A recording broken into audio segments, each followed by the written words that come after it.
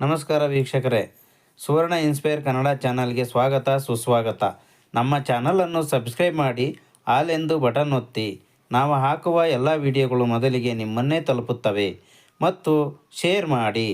ನಮಸ್ಕಾರ ವೀಕ್ಷಕರೇ, ವೈದಿಕ ಜ್ಯೋತಿಷ್ಯದ ಪ್ರಕಾರ ಪಾಪಗ್ರಹ ರಾಹು ಸೆಪ್ಟೆಂಬರ್ 10ರಿಂದ ವೃದ್ಧಾಪ್ಯದಿಂದ ಯೌವನಕ್ಕೆ ಪ್ರವೇಶಿಸಲಿದ್ದಾನೆ. ಇದರಿಂದಾಗಿ ರಾಹು ಬಹಳ ಶಕ್ತಿಶಾಲಿಯಾಗುತ್ತಾನೆ. ರಾಹುವಿನ ಈ ಸಂಚಾರದಿಂದ ಮಕರ ರಾಶಿ ಸೇರಿದಂತೆ ಈ 3 ರಾಶಿಗಳ ಜನರು ಪ್ರತಿಯೊಂದು ಕ್ಷೇತ್ರದಲ್ಲೂ ಅಪಾರ ಯಶಸ್ಸನ್ನು ಪಡೆಯಬಹುದು. ಆ ಲಕ್ಕಿ ರಾಶಿಗಳು ಯಾವುವು ಎಂಬುದನ್ನು ಇಲ್ಲಿ ತಿಳಿಯೋಣ. ವೀಕ್ಷಕರೇ, ಜ್ಯೋತಿಷ್ಯ ಶಾಸ್ತ್ರದ ಪ್ರಕಾರ ರಾಹುವನ್ನು ಪಾಪಗ್ರಹವೆಂದು ಪರಿಗಣಿಸಲಾಗುತ್ತದೆ. ಇದು ಸುಮಾರು 18 ತಿಂಗಳ ಕಾಲ ಒಂದು ರಾಶಿಯಲ್ಲಿ ಇರುತ್ತದೆ. ರಾಹು ತನ್ನ ಸ್ನೇಹಿತ ಶನಿಯ ರಾಶಿ ಕುಂಭ ರಾಶಿಗೆ 2025 ಮೇ 18ರಂದು ಪ್ರವೇಶ ಮಾಡಿದ್ದಾನೆ. ಕಳೆದ 4 ತಿಂಗಳುಗಳಿಂದ ರಾಹು ಅಂಶ ಬಲ 24 ಡಿಗ್ರಿಗಿಂತ ಕಡಿಮೆಯಾಗಿತ್ತು. ಆದರೆ ಅವನು ಮೃತ ಸ್ಥಿತಿಯಿಂದ ವೃದ್ಧಾಪ್ಯಕ್ಕೆ ಚಲಿಸುತ್ತಿದ್ದನು. ಆದರೆ ಸೆಪ್ಟೆಂಬರ್ 10ರಂದು ರಾಹುವಿನ ಅಂಶ ಬಲ 23 ಡಿಗ್ರಿಗಳಾಗಿರುತ್ತದೆ ಮತ್ತು ರಾಹು ವೃದ್ಧಾಪ್ಯದಿಂದ ಯೌವನಕ್ಕೆ ಪ್ರವೇಶಿಸುತ್ತಾನೆ. ಇದರಿಂದಾಗಿ ಕೆಲವು ರಾಶಿಚಕ್ರ ಚಿಹ್ನೆಗಳು ಉತ್ತಮ ಫಲಿತಾಂಶಗಳನ್ನು ಪಡೆಯಲಿವೆ. ರಾಹು ಮಹಾಬಲಶಾಲಿಯಾಗಿರುವುದರಿಂದ ಈ 3 ರಾಶಿಗಳ ಜನರು ಬಹಳಷ್ಟು ಪ್ರಯೋಜನಗಳನ್ನು ಪಡೆಯಬಹುದು. ಮೊದಲನೇ ರಾಶಿ ಕುಂಭರಾಶಿ. ರಾಹು ನಿಮ್ಮ ರಾಶಿಚಕ್ರದ ಲಗ್ನದಲ್ಲಿದ್ದಾನೆ. ಅಂತಹ ಪರಿಸ್ಥಿತಿಯಲ್ಲಿ ರಾಹು ಯೌವನಕ್ಕೆ ಪ್ರವೇಶಿಸುವುದರಿಂದ ಕುಂಭರಾಶಿಯ ಜನರಿಗೆ ಅನೇಕ ಕ್ಷೇತ್ರಗಳಲ್ಲಿ ಪ್ರಯೋಜನವಾಗಬಹುದು. ನಿಮ್ಮ ಜೀವನದಲ್ಲಿ ಅನೇಕ ಬದಲಾವಣೆಗಳನ್ನು ಕಾಣಬಹುದು.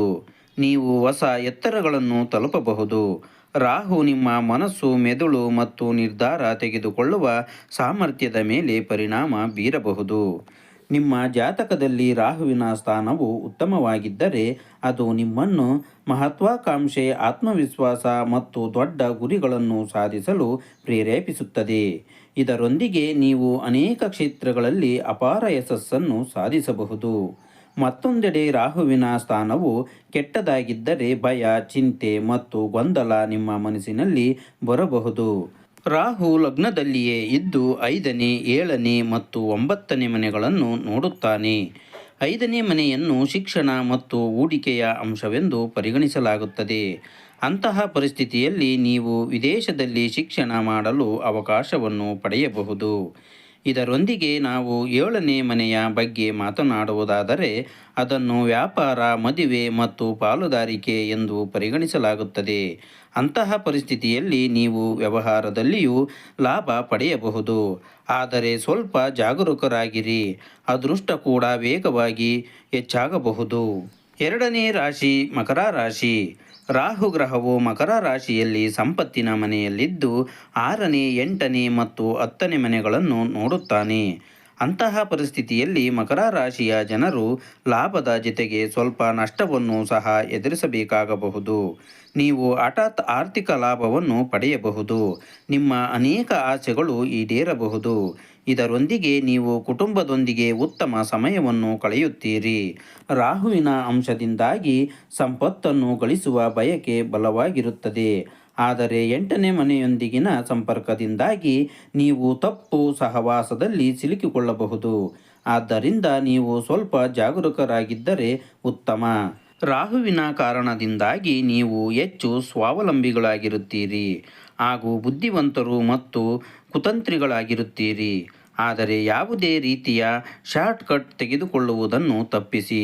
ಇದರೊಂದಿಗೆ ನೀವು ನಿಮ್ಮ ವಿರೋಧಿಗಳಿಗೆ ಸೂಕ್ತವಾದ ಉತ್ತರವನ್ನು ನೀಡಬಹುದು. ನೀವು ಸ್ನೇಹಿತರೊಂದಿಗೆ ಉತ್ತಮ ಸಮಯವನ್ನು ಕಳೆಯಬಹುದು. ಇದರೊಂದಿಗೆ ಹಣ ಗಳಿಸುವ ಅನೇಕ ಹೊಸ ಮಾರ್ಗಗಳು ತೆಗೆದುಕೊಳ್ಳಬಹುದು. 3ನೇ ರಾಶಿ ಧನು ರಾಶಿ. ಧನು ರಾಶಿಯವರ ಜಾತಕದಲ್ಲಿ ರಾಹು 3ನೇ ಮನೆಯಲ್ಲಿರುತ್ತಾನೆ. ಇದರ ಜೊತೆಗೆ ರಾಹುವಿನ ದೃಷ್ಟಿ 7ನೇ, 9ನೇ ಮತ್ತು 11ನೇ ಮನೆಗಳ ಮೇಲೆ ಬೀಳುತ್ತದೆ. ಅಂತಹ ಪರಿಸ್ಥಿತಿಯಲ್ಲಿ ಈ ರಾಶಿಯ ಜನರು ಅನೇಕ ಕ್ಷೇತ್ರಗಳಲ್ಲಿ ಪ್ರಯೋಜನಗಳನ್ನು ಪಡೆಯಬಹುದು. ಈ ಮನೆ ಶೌರ್ಯ, ಪ್ರಯತ್ನ, ಸಂವಹನ ಮಾಧ್ಯಮ, ಚಲನಚಿತ್ರೋದ್ಯಮ, ಕಲೆ ಇತ್ಯಾದಿಗಳಿಗೆ ಸಂಬಂಧಿಸಿದೆ ಎಂದು ಪರಿಗಣಿಸಲಾಗುವುದರಿಂದ ರಾಹುವಿನ ನೆಚ್ಚಿನ ಸ್ಥಳ ಮೂರನೆಯದು ಎಂದು ಪರಿಗಣಿಸಲಾಗುತ್ತದೆ. ರಾಹುವಿನ ದೃಷ್ಟಿ 11ನೇ ಮನೆ ಮೇಲೆ ಬೀಳುವುದರಿಂದ ಈ ರಾಶಿಯ ಜನರ ಅನೇಕ ಆಸೆಗಳು ಈಡೇರಬಹುದು. ಸಂವಹನ ಮಾಧ್ಯಮ ಅಥವಾ ಆನ್ಲೈನ್ ವೇದಿಕೆಗಳ ಮೂಲಕ ನೀವು ಸಾಕಷ್ಟು ಲಾಭವನ್ನು ಗಳಿಸಬಹುದು. ಆದರೆ ಸೈಬರ್ ವಂಚನೆಯ ಸಾಧ್ಯತೆಗಳಿರುವುದರಿಂದ ಸ್ವಲ್ಪ ಜಾಗರೂಕರಾಗಿರಿ.